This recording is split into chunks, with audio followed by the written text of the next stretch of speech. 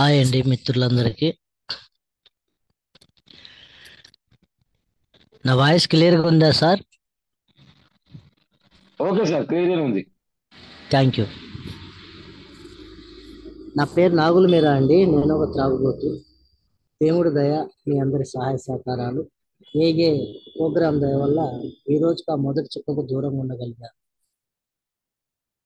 ఏఏ అంటే నాకు పునర్జన్మ ఇచ్చిన కన్న తల్లితో సమానంగా చూసుకుంటాను నేను.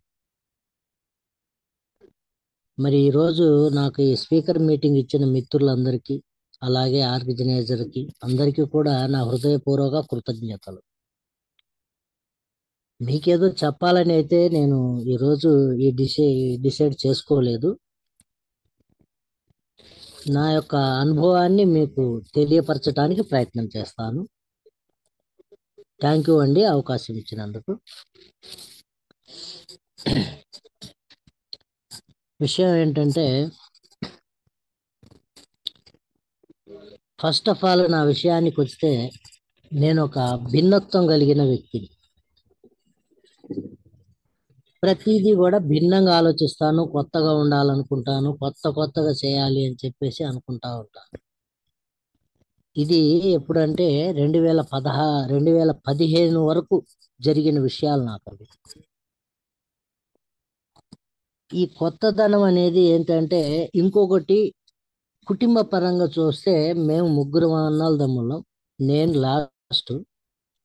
మరి మా ఇద్దరు అన్నల తమ్ముళ్ళకు ఏది కూడా చదువు అనేది అసలు లేదు. వాళ్ళకి పొట్ట చించితే అక్షరం కూడా రాదు పాపం. అసలు వాళ్ళు స్కూల్కి వెళ్ళలేదు.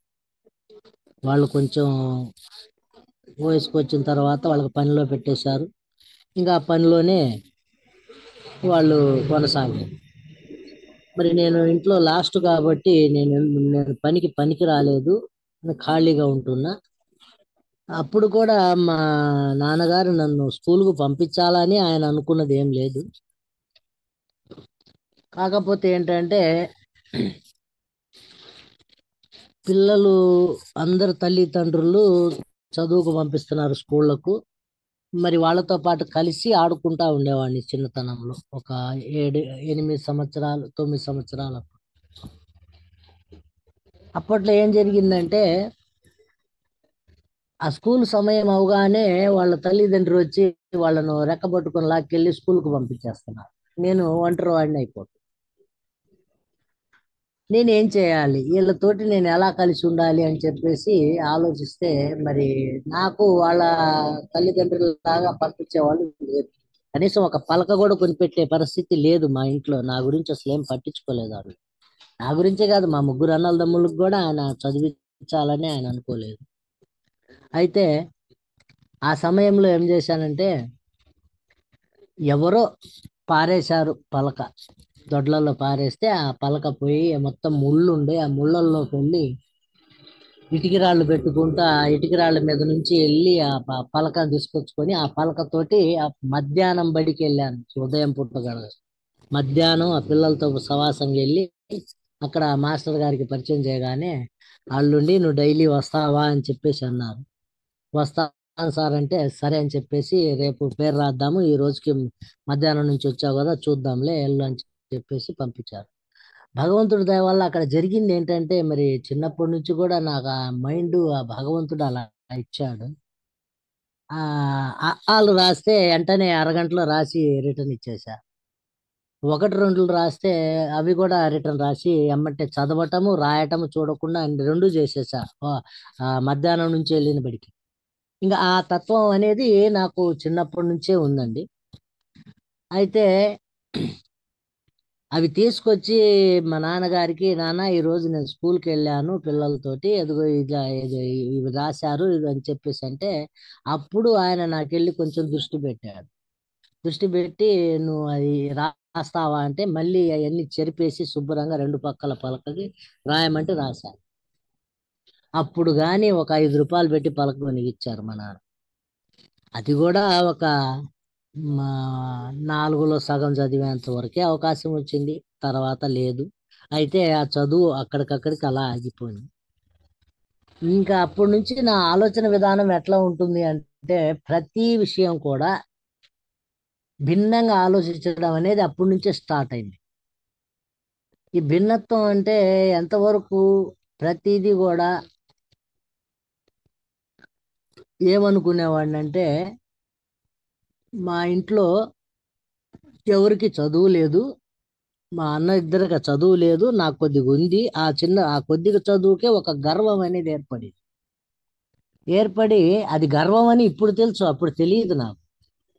అప్పుడు ఏం చేసేవాడిని అంటే, మా ఇంట్లో కొంచెం ఒక ఫస్ట్ లో ఉంటాను అన్నట్టుగా ఒక ఊహాగానం అనేది స్టార్ట్ అయింది నాకు. ఆ ఊహాగానాలు అలానే కొనసాగుకుంటూ వచ్చినాయి. ఇంకా అందులో కోపం ఎక్కువ, ఆ కోపంతో పాటు గర్వము, ఇతరుల మీద ద్వేషం అయితే చాలా వరకు అప్పటి నుంచి తక్కువ నాకు. అయితే ఏంటంటే, నా వరకు మాత్రమే నేను ఆలోచించుకునే తత్వం నాది. నాకు ఆకలి వేసిందంటే ఇమ్మీడియట్ గా నాకు కావాలి. అక్కడ అయిందా అవ్వలేదా, వాళ్ళకి ఏమైనా లేట్ అయిందా, పోయి గ్యాస్ ఏమైనా అయిపోయిందా, మంచా చెబ్బరా, ఏ కారణం చేత ఈ సమయానికి అవ్వలేదు అన్న ఒక ఆ, ఆ, సామాన్యంగా ఆలోచించడం అనేది, పాజిటివ్ గా ఆలోచించడం అనేది రాదు నాకు. ఇది కావాలి అంటే ఖచ్చితంగా కావాలి, అది అవ్వకపోతే డిస్టర్బ్ అవుతా. అలా ఇక జీవితంలో ప్రతి విషయంలో కూడా అలానే జరుపుకుంటూ వచ్చింది. నాకు ఇష్టమైన భోజనం ఏదైనా ఉంది అంటే, మంచి కూర గనక చేశారంటే, అక్కడ కూడా నాకు కావాల్సినంత నేను మొత్తం తినేసేవాడిని. అవతలోళ్ళకు ఉందా లేదా అన్న ఒక విచక్షణ ఆలోచన నాకు వచ్చేది కాదు. అదే ధోరణి కొనసాగుకుంటూ మరి జీవితంలో అలా అలా అలా అలా వచ్చేసి, మరి ఈ తత్వం వల్ల నాకు తెలియకుండానే 2015 వరకు నాకు తెలియకుండానే భయంకరంగా తల్లిదండ్రికి, భార్య పిల్లలకి, అందరికీ కూడా చాలా వరకు హాని అనేది కలిగింది నా వల్ల. చాలా వరకు కాదు, భయంకరమైన హాని చేశాను. అప్పటికి ఏంటంటే ఇంకొకటి, ఏ పిచ్చి పడితే అదే పిచ్చి. ఇప్పుడు ఒక పని అవ్వాలి అంటే తొందరగా అవ్వాలి, నాకు తొందరగా అవ్వాలి, నేను అనుకున్న టైప్లో అయిపోవాలి. అయిపోకపోతే అక్కడ డిస్టర్బ్ అవటం, కోపపడటము, ఇతరుల మీద నిందలు పెట్టడం, రకరకాల ఆలోచన చేసి ఇతరుల మీద నేపం పెట్టడము, ఆ, నీ వల్ల అయింది అని చెప్పేసి నిందలు వేయటము, ఆ, అంతా కూడా గందరగోళం పట్టించడం. ఇంకొకటి ఏంటంటే, స్వాభావికంగా ఆలోచిస్తే నా స్వభావం ఎటువంటిదంటే అతి స్వభావం. ప్రతి దానికి కూడా ఎక్కువగా స్పందిస్తాను. స్పందన అనేది ఎక్కువగా ఉండేదన్నమాట. ఆ చిన్న ఉదాహరణ ఎలా ఉంటుందంటే, నేను చాలాసార్లు షేరింగ్ లో కూడా చెప్తా ఉంటాను ఇది. ఆ ఒక చిన్న విషయం ఒకటి జరుగుద్ది ఏంటంటే, ఆ ఉదాహరణకు మా అమ్మగారు కూడా లేరు ఇప్పుడు. ఆమె చనిపోయారు, నేను ఎక్కడో కొంచెం దూరంలో ఉన్నాను. మరి ఇప్పుడు సెల్ ఫోన్స్ ఉన్నాయి కాబట్టి కాల్ చేశారు. కాల్ చేసి, ఆ, హలో, మీ అమ్మగారు చనిపోయారు అని చెప్పేసి ఎవరో ఒకరు చెప్పారు. చెప్పినప్పుడు నా స్పందన అక్కడ ఎలా ఉంటుంది అంటే, ఎందుకు, ఎలా చనిపోయింది, నేను నా భార్య నుంచి వచ్చాను కదా, ఆమె సరిగ్గా చూడలేదా, ఒకవేళ మంచం మీద నుంచి లేచిపోయి ఏమన్నా పడిందా, ఇక ఆమెను అసలు పట్టించుకోలేదా, ఏం జరిగితే ఇలా జరిగింది, నేను అక్కడికి రావాలా, ఒక్కొక్కళ్ళ పని చెప్తాను అన్నట్టుకుంటుంది. ఇది నా స్వభావానికి తగ్గట్టుగా జరుగుతున్న విషయాలు. అదే ఇప్పుడు మన సోషల్ వ్యక్తి గనక అయితే మరి దాన్ని అక్కడ చిన్న ఒక ఆలోచన నాకు పనిచేస్తే అంత ఫాస్ట్గా మూవ్ అయ్యి అంత రియాక్షన్ ఇవ్వాల్సిన అవసరం ఉండదు అని చెప్పి ఈ రోజుకి తెలుసు నాకు. అది ఎలా అంటే కేవలం పెట్టిన భిక్ష, మిత్రులు అందించిన సహాయ సహకారాలు. అదేంటి, ఆహా, చనిపోయారు, ఏ రోజుకైనా చనిపోవాల్సిందే కదా, వయసు తగ్గిన వాళ్ళు ఉంటారా, సరే, జరిగింది ఏదో జరిగిపోయింది, సరే జరగాల్సింది ఏందో చూడండి, నేను వస్తున్నాను, ఈ రోజు మాట్లాడగలను. అదే ఒకప్పుడు 2015 వరకు అయితే అలా కాదు, నేను ఫస్ట్ ఏదైతే అన్నానో ఆ విధంగా జరిగేది. అట్లా మరి జీవితాన్ని చాలా దుర్భర స్థితికి తీసుకెళ్ళాను. ప్రతిదీ భిన్నంగా ఆలోచించడం, భిన్నత్వంలోనే అంతా ఉందనుకోవటం. అసలు సింపుల్ గా చెప్పుకోవాలంటే ఒక్కటే ఆలోచన, నాకు నేను రౌండ్ సర్కిల్ గీసుకొని ఆ సర్కిల్ మధ్యన ఉండి అదే ప్రపంచం అని చెప్పేసి అనుకున్న తత్వం. అందులో కూడా అలా జీరో సర్కిల్లో ఉండి కూడా నేను ఒక హీరోని అని ఫీల్ అయ్యేవాడిని. వాస్తవానికి చూస్తే ఆ జీరో సర్కిల్ గోడ దాటి అవతల ఏముందనేది నాకు తెలియదు. అక్కడ ఏం లేదు అనుకుంటాను. అక్కడ ఏం లేదు, అంతా నాకు తెలిసిందే. ఈ సింపుల్గా ఎలా ఉంటుందంటే బావిలో ఒక కోనేటిలో కప్ప సప్పుమని లోపల మునిగిపోద్ది. సర్రమని ఆ ఒడ్డుకు వస్తుంది, మళ్ళీ సర్రమని లోపలికి వెళ్తే మళ్ళీ ఈ ఒడ్డుకు వస్తుంది, మళ్ళీ ఆ ఒడ్డుకి వెళ్తే అలా ఆ గొడ్లు కొట్టుకొని ఇక ఇదేలే జీవితం, ఇంక ఇంతవరకేలే అని చెప్పేసి ఆ తప్పనిసరి తప్పో జీవితం ఎలా అది కొనసాగిస్తుందో ఆ ప్రకారం జీవించాను నేను. ఈరోజు దయ వల్ల ఆ జీరో సర్కిల్లో నుంచి బయటకు వచ్చి చూస్తుంటే ఆ ఒక్క అడ్డుకట్టుకున్న గోడకు చిన్న రంధ్రం ఒకటి అయింది. ఆ రంధ్రం నుంచి చూస్తే ప్రపంచం చాలా ఉంది. అంతకుముందు ఏమనుకునేవాడిని, ప్రపంచంలో ఎవ్వరూ కరెక్ట్ కాదు, నేను ఒక్కడనే కరెక్ట్, నేను మాట్లాడేదే వేదం, నేను మాట్లాడేది పర్ఫెక్ట్, నేను చెప్పిందే వినాలి, వేరే వాళ్ళు ఏం చెప్పినా నాకు అవసరం లేదు అని చెప్పి అనుకునేవాడిని. అలా ఇప్పుడు ఏంటంటే నాకు మళ్ళీ వాళ్ళకు ప్రాణం ఉంది, వాళ్ళకు ఆలోచన విధానాలు ఉంటాయి, వాళ్ళకు ఒక సంతోషాలు మంచి చెప్పరం ఉంటాయి. వీటన్నిటికీ ఒకప్పుడు నేను అడ్డుగోడగా నిలబడి నాకు తెలియకుండానే వాళ్ళని ఇబ్బంది పెట్టుకుంటూ నేను ఒక నేను మంచివాడిని అనిపించుకోవడానికి ఇతరులను ఇబ్బంది పెట్టే పరిస్థితులు చేశాను. ఇప్పటి నుంచి అయితే అలా కాదు. భగవంతుడా నీ దయ వల్ల అలా కాకుండా ఏ రోజుకి ఆ రోజు ఏ రోజుకి ఆ రోజు one day at a time ఈ ఏఏలో కొనసాగుతున్నాను కాబట్టి అలా కాకుండా ఒక సామరస్యకంగా ఆలోచించే శక్తి, అలాగే చీకటి గమ్మిన కాడ ఎలుగు రేఖలు పంచే విధంగా సమ ఏది ఏమైనా కానీ ఒక పాజిటివ్ ఆలోచన, పాజిటివ్ థింకింగ్ తోటి బతకటానికి నాకు అవకాశం కల్పించు అని చెప్పేసి ఆ భగవంతుని హృదయపూర్వకంగా కోరుకుంటూ ఏ రోజుకు ఆ రోజు 24 గంటలు జీవితాన్ని కొనసాగించుకుంటూ అవకాశం ఉన్నంత వరకు ప్రోగ్రాంలో కొనసాగడం అనేది జరుగుతుంది కాబట్టి మరి ఈ రోజుకు భగవంతుడి దయ వల్ల పర్వాలేదండి. అలాగే ఏఏలోకి వచ్చిన తర్వాత నేను కొంతవరకు తెలిసి తెలియక చాలానే ఇబ్బంది పడ్డాను. అంటే అది తప్పు కాదు, మిత్రుల తప్పు కాదు.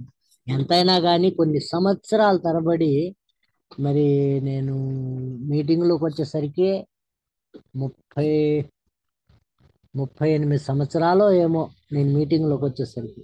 ఆ మీటింగ్లోకి వచ్చే సమయంలో నేను ఎలా ఉన్నాను అంటే జీవితానికి దూరంగా మరణ ద్వారాల అంచులకు వెళ్ళి ఆత్మహత్య చేసుకొని చనిపోదామన్న స్టేజ్లో ఉండిపోయాను. అప్పుడు పడ్డాయండి ఒక కొన్ని ప్రశ్నలు ఉన్నాయి. ఆ ప్రశ్నలు ఏంటంటే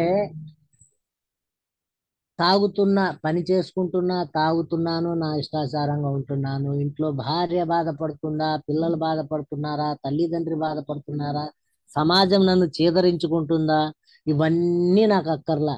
నాకు కావాల్సింది ఉదయం లేచిన కాడ నుంచి ఏ చిన్నపాటి సుఖం వచ్చినా, దుఃఖం వచ్చినా, నష్టం వచ్చినా, లాభం వచ్చినా నాకు కావాల్సింది మద్యం.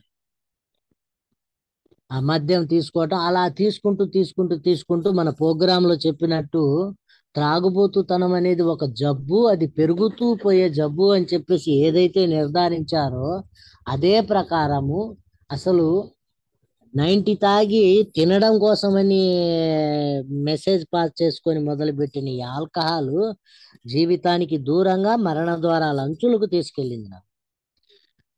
మరి అప్పటికి కూడా ఏంటంటే భార్య కావచ్చు, లేదా మా అత్యంత ఆప్తుడు ఎవరైనా కావచ్చు, ఎవరైనా చెబితే విపరీతమైన కోపం.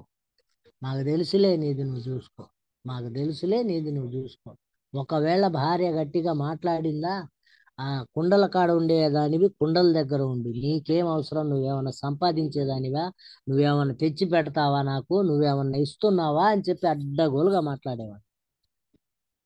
అంటే అప్పుడు నా మైండ్ బ్లాక్ లిస్ట్ లో ఉండిపోయింది. అది బ్లాక్ లిస్ట్ కాకపోతే ఎవరేం బాధపడుతున్నారా, ఎవరికి నేనేం హాని కలిగిస్తున్నానా, నా వల్ల ఎవరెవరు సఫర్ అవుతున్నారా, లేదా నేను సంపాదించిన ధనం ఎంతవరకు నేను ఖర్చు పెడుతున్నాను, దేని కొరకు ఖర్చు పెడుతున్నాను.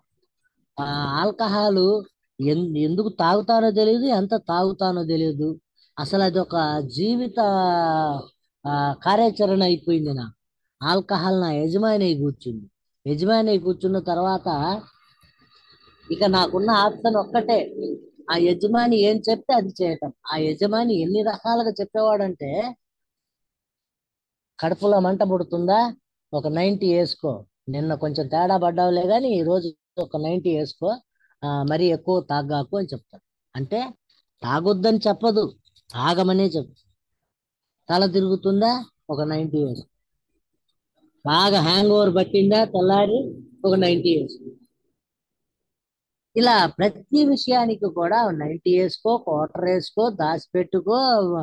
తెల్లారి పొద్దున్నే నువ్వు వెళ్ళలేవు, నువ్వు కూర్చోలేవు, తిరగలేవు, నీకు వణుకుడు వస్తుంది, నీకు అప్పుడు కావాలి ఇప్పుడు కావాలి.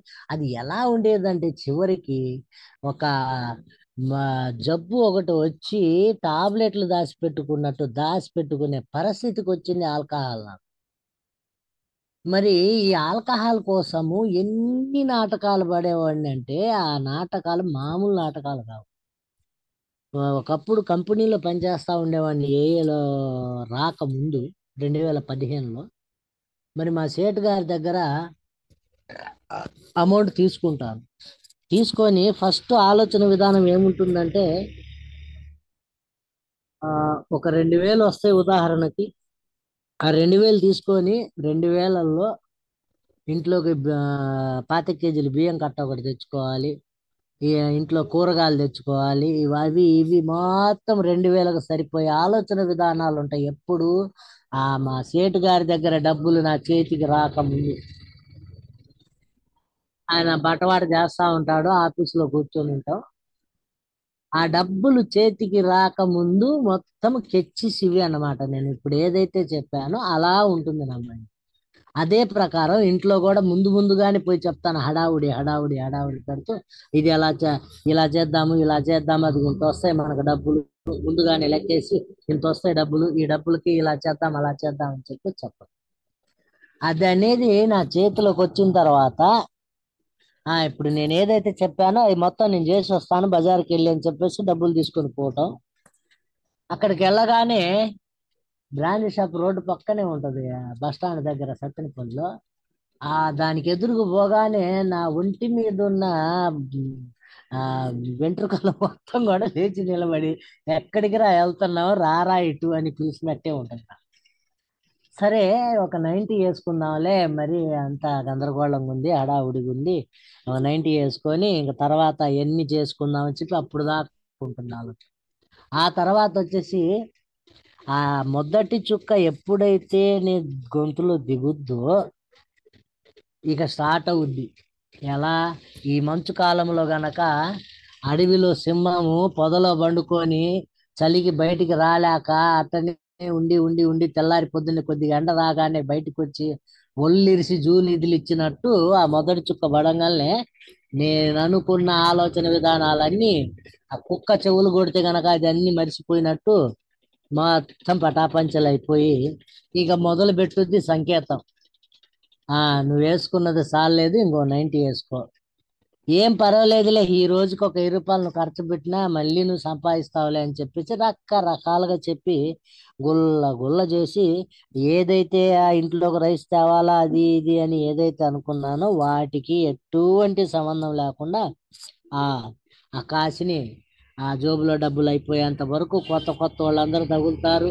చివరికి రిక్షా బండి అతను కూడా నాకు పరిచయం లేకుండా కూడా నన్ను చూడంగానే నమస్తే కొడతాడు, ఎందుకంటే నేను 90 పోపిస్తాను.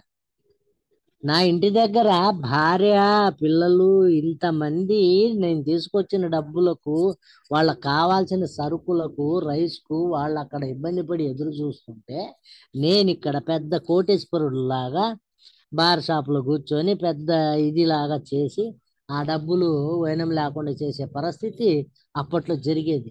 వీటన్నిటికీ కారణం ఏంటి అని చెప్పేసి ఈ రోజుకి ఇన్వెంటరీ తీసుకొని ఆలోచిస్తే ఒక్కటే, తాగుబోతుతనం ఒక జబ్బు, అది పెరుగుతూ పోయే జబ్బు, విచక్షణ లేకుండా జరిగే వ్యవహారం అని చెప్పేసి విచక్షణ జరి లేకుండా ఉండే పరిస్థితి అని చెప్పేసి గందరగోళం అయ్యే పరిస్థితిగా అయింది.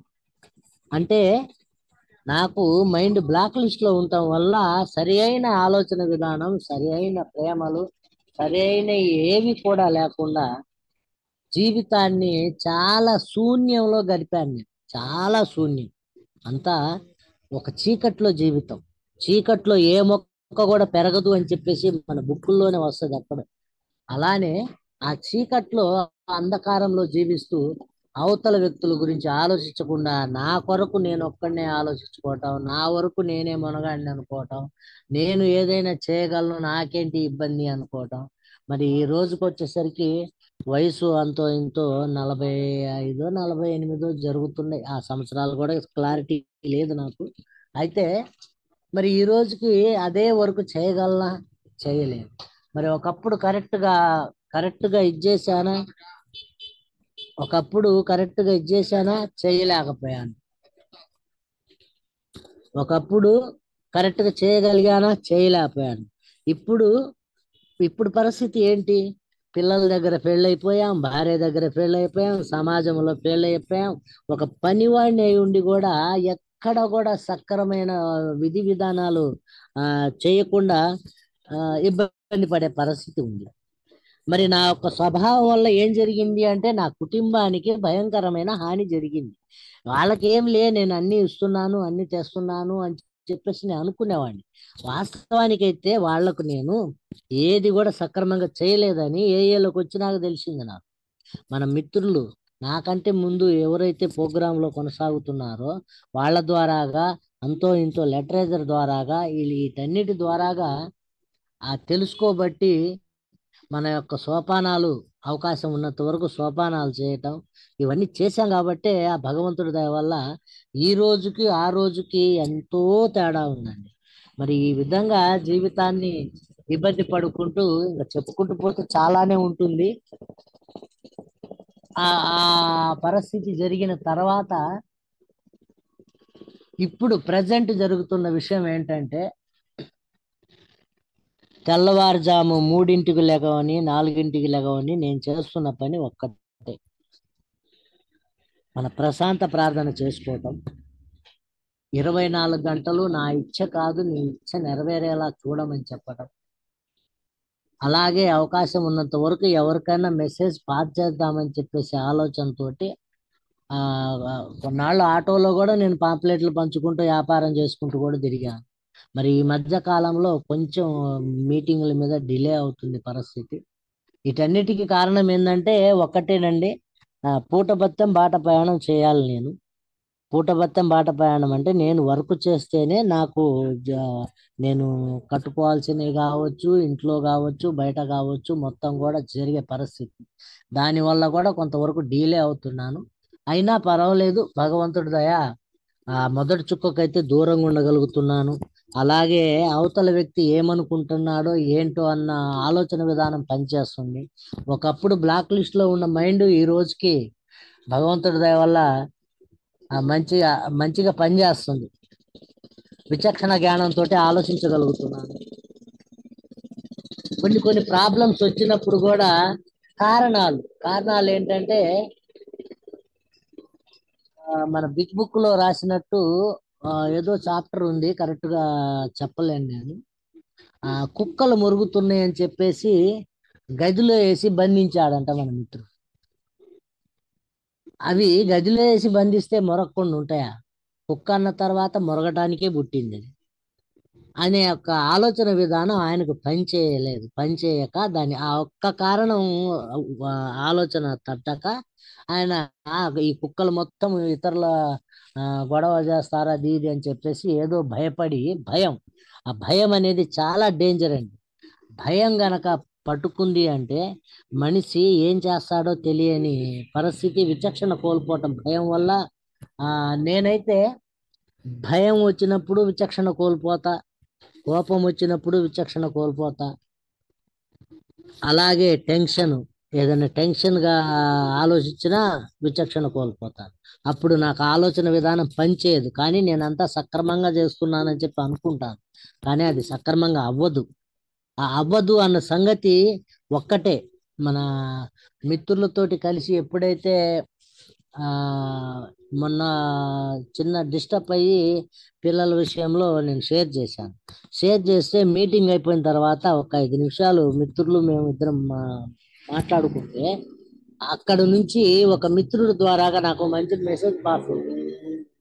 మంచి మెసేజ్ పాస్ అయ్యి అప్పటి వరకు కొంచెం డిస్టర్బ్ అవుతున్న మైండ్ కూడా రిలీఫ్ అయిపోయి జాగ్రత్తగా, ఆహా, థ్యాంక్ యూ భగవంతుడా, ఈ మిత్రుడు ద్వారాగా నాకు ఈ సొల్యూషన్ ఈ మధ్య కాలంలో ఈ మీటింగులకు కొంచెం డిలే అవ్వటం వల్ల మైండ్ మళ్ళీ మరుగున పడిపోతుంది. దయచేసి మీటింగుల్లో కొనసాగే భాగ్యాన్ని మళ్ళీ కలిగించాయా, అవకాశం ఉన్నంత వరకు మీటింగ్ చేసుకునే శక్తిని నాకు ప్రసాదించు అని చెప్పి మళ్ళీ నేను ప్రార్థన చేసుకోవడం, అదే ప్రకారం మళ్ళీ మీటింగ్లో కొనసాగే పరిస్థితిని ప్రయత్నిస్తా ఉన్నా. ఏంటంటే ఇప్పుడు నాకున్న పరిస్థితి ఒక్కటే. ఈరోజు మన దైనిక చింతన కూడా అదే చెప్పింది.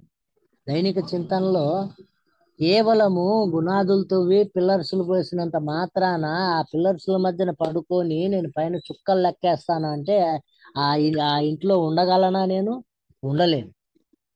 ఎందుకంటే దానికి ఏముండే, పైన కప్పు లేదు, ఏమి లేదు. దాని కింద పడుకొని ఉంటే ప్రకృతి వైపరీత్యాలు వచ్చినప్పుడు నేను ఎలా అక్కడ రక్షణగా ఉండగలను? రక్షణ అనేది నాకు రాదు, ఉండదు. కాబట్టి నేను ఏం చేయాలి? ఏఏలోకి వచ్చాను. ఏఏలోకి వచ్చిన తర్వాత ఇక్కడ ఒక నాకు నాకు తట్టిన ఆలోచన విధానం ఉంది ఇది. ఒకప్పుడు వేరే సీనియర్లు చెప్తే ఎన్న విషయం, మందు ఆపటం సింపులే. మందు ఆపటం సింపుల్, ఎవరైనా ఆపగలరంట. మందు ఆపదలుచుకుంటే ఎవరైనా ఆపచ్చు. కానీ నా ఎమోషన్స్, నా ఆలోచన విధానాన్ని కరెక్ట్గా సమన్యాయంగా దాన్ని నేను పాటించడమే కష్టం. ఎందుకంటే ఫస్ట్ ఆఫ్ ఆల్ నాది ఆల్కహాల్ కాదు ప్రాబ్లం. ఈ ప్రోగ్రాంలో చెప్తుంది కూడా అదే. ప్రోగ్రాం ఏం చెప్తుంది అంటే, ఆల్కహాల్ కాదయ్యా నీ ప్రాబ్లము, తాగుడు కాదు నీ సమస్య, నీ ఆలోచన విధానంలోనే తేడా ఉంది అని చెప్పేసి చెప్పింది. మొట్టమొదట్లో నేను సరిగ్గా అవగాహన చేసుకోలేదు, నమ్మలేదు కూడా, నిజం చెప్పుకోవాలి ఇక్కడ. కానీ ఇప్పుడు ఖచ్చితంగా నమ్ముతున్నాను. ఆల్కహాల్ ఆపటం సింపులే, కానీ నాలో ఆ ఎమోషన్స్ అనేది కంట్రోల్ చేసుకొని ఒక ప్రశాంతమైన జీవితాన్ని, ఒక ప్రశాంతంగా ఉండటానికి, నవ్వుతూ గడపటానికి నాకు అవకాశం దొరకదు. అది కేవలం నాకు ఏఏలో సాధ్యపడదు. ఏఏ ఏఏలో one day at a time పాటించుకుంటూ ఏ రోజుకు ఆ రోజు జీవితాన్ని ఆ భగవంతుడికి వదిలేసుకుంటూ ప్రతి విషయము క్షుణ్ణంగా ఆలోచించే శక్తి ఆయన ఇస్తున్నాడు. దానికి అనుగుణంగా ఆలోచించుకునే శక్తి, ఆలోచించి జీవితాన్ని కొనసాగిస్తుంది. ఇప్పుడు ఒక నార్మల్ పర్సన్ లాగా, ఒక నార్మల్గా జరిగిపోతాం. నా పాత ఆలోచన విధానాలు అప్పుడప్పుడు వచ్చి ఉయ్యాలు ఊపుతాయి. అపరిచితుడు సినిమాలో గనక వచ్చిపోయినట్టు ఆ ఉయ్యాల ఊపినప్పుడు వెంటనే నాకు ఒక్కటే పనిచేస్తుంది. నాకు ఒక ధైర్యం. ఏఏ నాకు ఏఏ ఉంది, ఏఏ మిత్రులు ఉన్నారు. కాబట్టి వాళ్ళతోటి నేను ఏది షేర్ చేసుకున్నా నాకు అక్కడ సొల్యూషన్ దొరుకుతుంది. ఇక్కడ నా పిల్లలు నన్ను ఇష్టపడకపోయినా పర్వాలేదు, భార్య ఇష్టపడకపోయినా పర్వాలేదు, సమాజం ఏమనుకున్నా నాకు అవసరం లేదు. నేను ఈ రోజుకి ఇలా ప్రశాంతంగా ఉండగలుగుతున్నాను అంటే అది కేవలం ఏఏ ఏఏ పెట్టిన భిక్ష, ఏఏ చెట్టు నీడ నేను ఉండటం వల్ల, అలాగే భగవంతుడు నాకు ఇచ్చిన మిత్రులు ఉండటం వల్ల, అలాగే నిస్వార్థంగా పనిచేసే వాళ్ళు ఎవరన్నా ఈ ప్రపంచంలో ఉన్నారు అంటే అది ఒక్క మన ఏఏ మిత్రులు తప్ప వేరే వాళ్ళు లేరు. కాబట్టి నాకు ఏ కాడికి ఒక ఫుల్ ధైర్యం ఏంటంటే, నాకు ఏఏ ఉంది. సాయంత్రానికి నేను ఏ మీటింగ్లో పాల్గొంటే ప్రశాంతంగా జీవించడానికి నాకు ఏఏ మీటింగులు ఉన్నాయి. అలాగే నేను ఎక్కువగా డిస్టర్బ్ అయినప్పుడు మా స్పాన్సర్ గారి కన్నా కాల్ చేసి మాట్లాడుకోవచ్చు, లేదా వేరే మిత్రుడి కన్నా కాల్ చేసి నేను మాట్లాడుకోవచ్చు. మాట్లాడుకొని నా యొక్క ప్రాబ్లం ఏంటి, నేను ఏం చేయాలి, అప్పుడు వాళ్ళతోటి మాట్లాడినప్పుడు చక్కగా ఆ ప్రాబ్లానికి సొల్యూషన్ దొరకటము. అలా ఈరోజు కుటుంబంతో సంబంధం లేకుండా, కుటుంబ కుటుంబంలో వాళ్ళు ఏమనుకుంటారు ఏమనుకోరో వాళ్ళతో ఇది కాకుండా కేవలం ఏఏలో నేను ఉండటం వల్ల ఈ ప్రశాంతమైన జీవితం అనేది నేను గడపగలుగుతున్నానండి. ఏది ఏమైనా కానీ ఇంకా ఇలా ఆలోచించుకుంటూ పోతే ఏఏలో కొనసాగుతున్నాను అని అంటే నాకు ఒకప్పుడు అయితే ఏదో వస్తున్నాను పోతున్నాను అని చెప్పి అనుకునేవాడు. ఈ రోజుకి అలా కాదు. ఒక రోజుకు ఒక విషయం.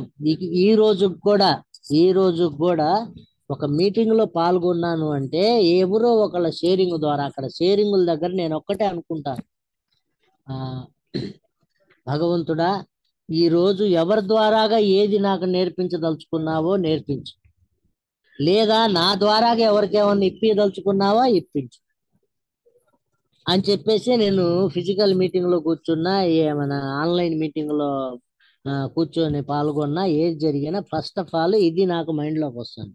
అంటే భగవంతుడు అసలు ఏ ఆలోచన విధానం లేకుండా మైండ్ బ్లాక్ లిస్ట్ లో పెట్టుకొని గందరగోళ పడి అసలు జీవితం అంటే ఏందో అర్థం తెలుసుకోకుండా జీవించే నాకు ఈ రోజుకి ఏంటంటే ఆయన్ని నేరుగా విషయాలు కోరుకునే శక్తి ఈ యొక్క ఏఏ ద్వారాగా నాకు తెలియపరిచాడు. అదే ప్రకారము నేను కొనసాగటం అనేది నా యొక్క కార్యాచరణ జరుగుతూ ఉందండి. మరి ఈ యొక్క కార్యాచరణలో నేను ప్రశాంతంగా ఉండగలుగుతున్నాను, చేయలేని పనులు కూడా చేయగలుగుతున్నాను. మనం ప్రోగ్రాంలో చెప్తారు, భగవంతుడు నేను చేసుకోలేని పనులు భగవంతుడు చేసి పెడతాడు. అది నిజమే. ఖచ్చితంగా నేను ఏదైతే చేసుకోలేనో ఆ పని భగవంతుడే చేసి పెడతాడు. ఎవరు దిక్కు లేని వాళ్ళకు భగవంతుడే దిక్కు అన్నట్టుగా నాకు తట్టని ప్రతి ఆలోచన విధానము నేను అడుగు తీసి అడుగేయటానికి, నేను ఏది చేయటానికి కూడా నాకు ఆ భగవంతుడు ఆలోచన విధానం ప్రసాదిస్తే తప్ప నాతోటి అయితే అవ్వదు. ఒకప్పుడైతే అసలు భగవంతుడు లేడు అని చెప్పి వాదించాను. ఈ రోజుకి అలా కాకుండా ప్రతి సమయము ప్రతి సెకండు అది వేరే వాళ్ళకి వినపడాల్సిన అవసరం కూడా లేదు అని చెప్పి నేను భావిస్తాను. నా లోపల వినపడ్డా ఇబ్బంది ఏం లేదు, వినపడ్డట్టు కూడా ప్రార్థించుకోవచ్చు అంట, లోపల లోపల ప్రార్థించవచ్చు అని చెప్పేసి విన్నాను. నేను అదే ప్రకారం నేను కొనసాగుతా ఉన్నాను. ఏది ఏమైనా కానీ ఏ దొరకటం నా అదృష్టం. ఈ ఏఏ నాకు పునర్జన్మ ఇచ్చింది. ఏఏ నాకు కన్న తల్లితో సమానం. కన్న తల్లి గురించి కన్న తల్లి ఏం ఆలోచిస్తుంది? కొడుకు ఎంత చెడ్డవాడైనా, ఎంత దుర్మార్గుడైనా, ఎంత హడావుడి పడేవాడైనా, ఎంత ఆ ఎంత దరిద్రాన్ని అనుభవిస్తున్నా గాని కన్న తల్లి ప్రేమ ఒకే తిరుగ చూపిస్తుంది. అదే ప్రకారము ఈ యొక్క ఏఏ మన మిత్రుడు ఒక ఆయన ఎప్పుడు అంటా ఉంటాడు, ఏఏకి గుమ్మాలు మాత్రమే ఉంటాయి, తలుపులు ఉండవు, ఎవరికి తలుపులు వేసి మీరు రావద్దు అనడానికి ఏఏలో లేదన్నట్టే ఈ యొక్క ఏఏ దొరకటం నా అదృష్టం అండి. ఈ యొక్క పునర్జన్మలో నాకు ఇంతటి అవకాశాన్ని ప్రసాదించి నా విషయాలు నేనే డైరెక్ట్ గా డీల్ చేసుకునే శక్తి, ఎవరితో ఏం మాట్లాడాలో తెలుసుకునే భాగ్యాన్ని కలిగించిన ఈ యొక్క ఏఏ ప్రోగ్రాంకి నేను ఎప్పుడు కూడా హృదయపూర్వకంగా బ్రతికి ఉన్నంత కాలం నేను రుణపడి ఉంటాను. ఇంకా నాకు తెలిసింది గోరంతే, తెలుసుకోవాల్సింది కొండంత ఉంది. ఈ కొండంత విషయాన్ని నేను ఒక బ్రతికి ఉన్నంత వరకు కూడా దీన్ని కొనసాగించుకుంటూ మరి మన యొక్క నిస్వార్థమైన మిత్రులతోటి, భగవంతుడు ఇచ్చిన మిత్రులతోటి ఎప్పుడూ కలిసి ఉండి ఆ మీటింగుల్లో కొనసాగుతూ చక్కగా జీవించడానికి అవకాశం కల్పించాలని చెప్పేసి నా హృదయపూర్వకంగా కోరుకుంటూ, నాకు ఈరోజు మీరందరూ కూడా సమయాన్ని నా ఒక్కడికే సమయం కేటాయించి ఇచ్చినందుకు హృదయపూర్వక కృతజ్ఞతలు తెలియపరుస్తున్నానండి. మన ఆన్లైన్ గ్రూప్ వాళ్ళకు, అలాగే నా షేరింగ్ వింటున్న ప్రతి మిత్రుడికి కూడా పేరు పేరున కృతజ్ఞతలు తెలుపుతున్నాను. అలాగే మరి నాకు ఈ అవకాశం ఇచ్చారు కాబట్టి ఇంకొక చిన్న విషయం అండి, భగవంతుడి దయ వల్ల ఏఏలో కొత్త మిత్రులు ఎవరైనా వచ్చి ఉంటే దయచేసి ఈ రోజుకు నాకు అర్థం కాలేదు అని చెప్పేసి డిస్టర్బ్ అవ్వకుండా, ఆయన దయ వల్ల ఏఏ అనేది ఒక్క భగవంతుడి చేత వెన్నుకోబడ్డ వ్యక్తికి మాత్రమే దొరుకుతుంది. నా యొక్క అహంకారాన్ని భూమట్టం చేసుకుని నేను ఏఏలో ఎలా అయితే కొనసాగుతున్నానో అలాగే కొన్నాళ్ళు చేసుకుంటూ చేసుకుంటూ పోతే ఏఏ అనేది చక్కగా అర్థమవుతుంది. అర్థమైన తర్వాత ఇక ఒక్కసారి ద్వారం తెరవబడితే దానంతటా అదే కొంచెం కొంచెంగా తెరవబడుద్ది అని చెప్పేసి మన బుక్కుల్లోనే రాసింది. ఏది ఏమైనా కానీ చాలా చక్కటి అవకాశం అండి. మిత్రులకు ఇంతకు మించిన ఆ భాగ్యం ఎక్కడ దొరకదు. మన ఒక ఆల్కహాలిక్లకు ఒక ఆల్కహాల్ అసలు ప్రాబ్లమే కాదు. తెలుసుకోవాల్సింది మన ఎమోషన్స్ కంట్రోల్ చేసుకోవటం, అవతల వ్యక్తుల గురించి ఆలోచించడము. ఇంకా ఇలా చెప్పుకుంటూ పోతే చాలా ఉన్నాయండి. ఏ కాడికి ఈ ప్రపంచంలో నేను ఒక్కడనే కాదు, ఇంకా నాకు ముందు చాలా మంది ఉన్నారు. వాళ్ళందరూ లేకుండా నా ఒక్కడితో నా జీవితం అనేది కొనసాగేది కాదు. అందరి సహాయ సహకారాలు ఉండటం కొరకే ఇంతమంది మానవులను సృష్టించాడు ఆ భగవంతుడు. ఈ యొక్క అందరితోటి ఒకప్పుడైతే ఎవ్వరు లేరు, నేను ఒక్కడనే అని చెప్పి ఒంటరి తోడేళ్ళలాగా జీవించేవాడిని నేను. ఈ రోజు అలా కాకుండా ప్రతి ఒక్కరి గురించి కూడా క్షుణ్ణంగా ఆలోచించే శక్తి ఈ యొక్క ఏఏ ద్వారా వచ్చింది. నా బ్లాక్ లిస్ట్ లో ఉన్న మైండ్ అంతో ఇంతో లైన్ లోకి వచ్చిందండి. భగవంతుడి దయ వల్ల మరి నాకు ఈ అవకాశం ఇచ్చిన మిత్రులందరికీ కూడా నా హృదయపూర్వక ధన్యవాదాలు. Thank you sir. నేను ఏదన్నా తప్పులు ఏమన్నా మాట్లాడి ఉంటే మిత్రులు క్షమించాలి. థ్యాంక్ యూ అండి నాకు అవకాశం ఇచ్చిన